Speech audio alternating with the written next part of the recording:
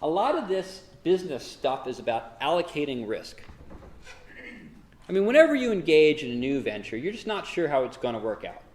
I had a guy who came to me, and he wanted to create this little character that if you stuck on your iPad, it would go into a game. Well, that was a great idea. It was such a great idea that Disney beat him to it and created the Amiibo.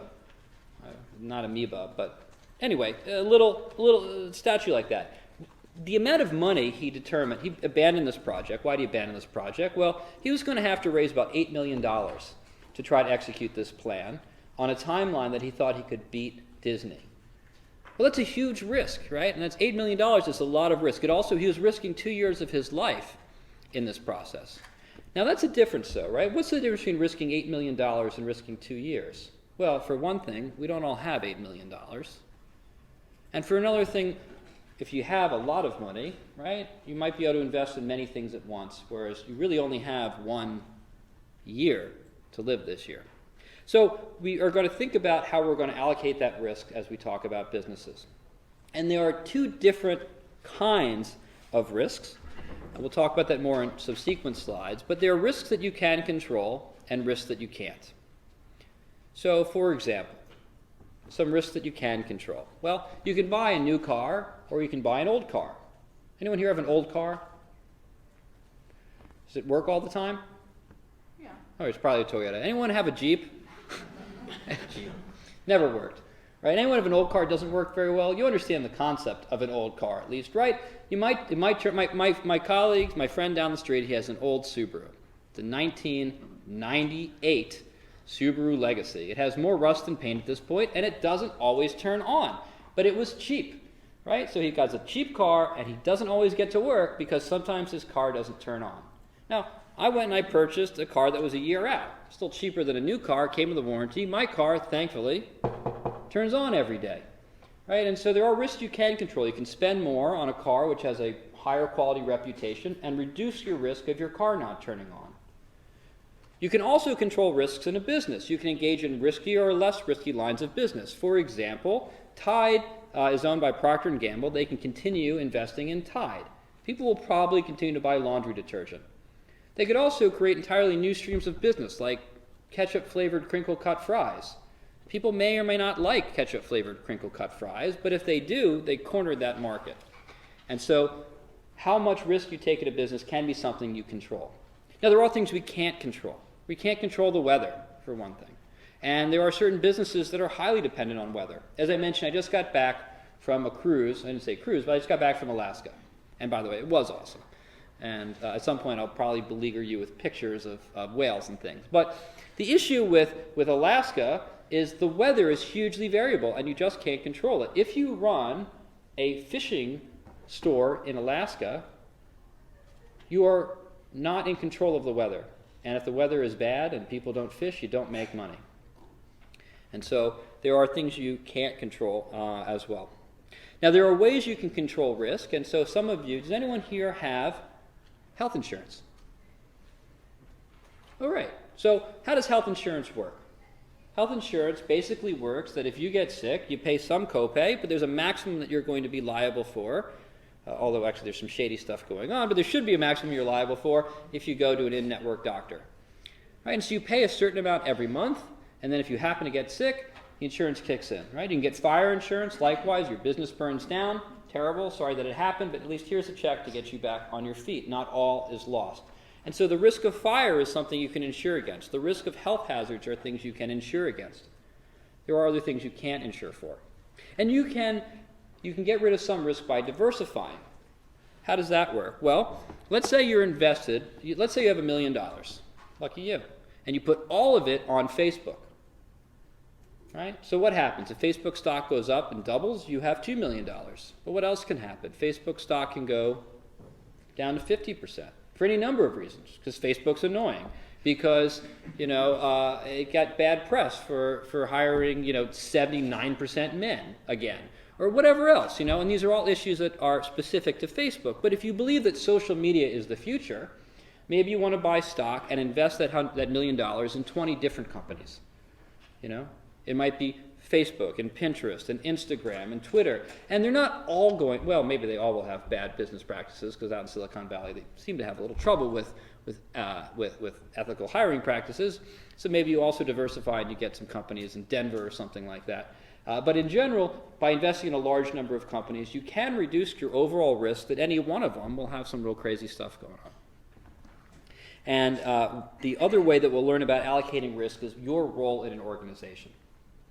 So, Patrick, I'll use you as an example here, okay? So I want to have, I think that there's a need in Pittsburgh for more lawn care. You know, there's a bunch of really shabby looking lawns out there. I think people want to, so I want to go into business with you and I want to offer lawn care services. So there are two different roles that you could play, right, in this case, right? We need two different things here. We need someone to buy the equipment. We need someone to run the machine. So which would you like to do? Buy the equipment. You'd like to own the equipment. Okay. And I'm going to then operate. You're going to have me. Have you seen me? Fine. So I'm going to go cut the lawns. I have allergies. This is a terrible idea, Patrick, but fine. So Patrick, what are some risks that you take on if you're going to partner with me and you're going to buy this equipment? That you're going to go out and work. The equipment's going to work. That the equipment won't work. You own the equipment doesn't work. I come back and say, Patrick, you bought a really crummy lawnmower. You're going to have to buy another one. Right, so one risk that the person who is making the investment of capital, what's another risk that you take? Weather. The weather, and why does that matter? Because you might not get clients, right? People aren't going to pay for the services, all the grass dies, we're going to have snow on the ground starting in a week now, and so, bad time to do lawn care in Pittsburgh. Now, why is that a bigger risk for you or for me? Who has the bigger risk of bad weather? I think we share that risk. Well, I guess it would depend on the structure. If we're partners and we share the profits 50-50 and there's no profits, but what if I told you, look, if you're buying all the equipment, I want a salary and I want $100,000, I want $50,000 a year. If I'm getting a salary, who takes the risk of bad weather? I do. You do. What do I want? I want some crap weather because I'm going to go and watch the Steelers game, right? Instead of going mowing someone's lawn. The other thing you take on a risk, if I'm getting a salary and you're just paying the bills, what's another risk you take regarding my behavior? That you're not doing things that would disappoint our customers. Yeah, I might do a bad job. Because I don't care if we have one customer, if we have 50 customers, if we have 0 customers, 1,000 customers. I get $50,000 regardless. So the moral of this brief story is that we can allocate risk based on our relationship. Whether I'm an owner, whether I'm a partner, whether I'm an employee, whether I'm an investor, passive or active. These are ways that businesses can be risk allocation vehicles internally. Right? So we have these external risks. Some are controllable, some are not. And we can diversify from some of them with things like insurance. We can also allocate some of them internally by taking on different roles within a company. And essentially that's what a company is. It's a vehicle in which different people can take on different roles so they each have the optimal risk that they're seeking in return for the reward that they want.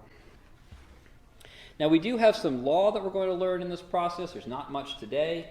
In fact, the case today really is terrible for learning the law, as I'll get to in a minute, but it's very important for understanding the concept. So we are going to learn, starting really next week and going forward, that the law does provide some duties. Because one of the risks that Patrick has when hiring me to do lawn care is that I won't do it. Right? Oh, go and do Maria's lawn. All right, fine. And I don't. Well, why wouldn't I? Why wouldn't I cut her lawn? Well, maybe because I'd rather have a beer and watch a football game. Right? And I'm getting $50,000 regardless. Right? And so that's called an agency cost. I have an incentive to shirk. And so you have to watch out for me. You have to put a geotag. You have to call Maria, hey, did Professor Ornberg show up and cut your lawn today? Right? And those are all costly things for you to do. And as a result, the law has solved some of this. I mean, we could make a contract that says in it, Professor Ornberg needs to show up on a reasonable time, and we could do all that in a contract, but the law has provided for some of that, because most of the time when you hire someone to run your business or operate for you, you're expecting some minimum amount of obligation. And so fiduciary duties are the judge-made laws that have evolved as sort of the default, what we'd expect a person to do. Right? And they're actually pretty basic. We'll see what those are in a minute. But if I'm going out to Maria's house and cutting her lawn, I might say, you know, Maria, Patrick's lawn company is charging you $50 a day. I can come on the weekends because I keep his lawnmower in my shed. Just pay me $25. Right? That's a real risk. You hire someone to go and do a service for you. They could steal your customers. They could use your tools on the weekends. Right? You could make a contract that says that's illegal. But fortunately, things like that are protected as fiduciary duties under the law.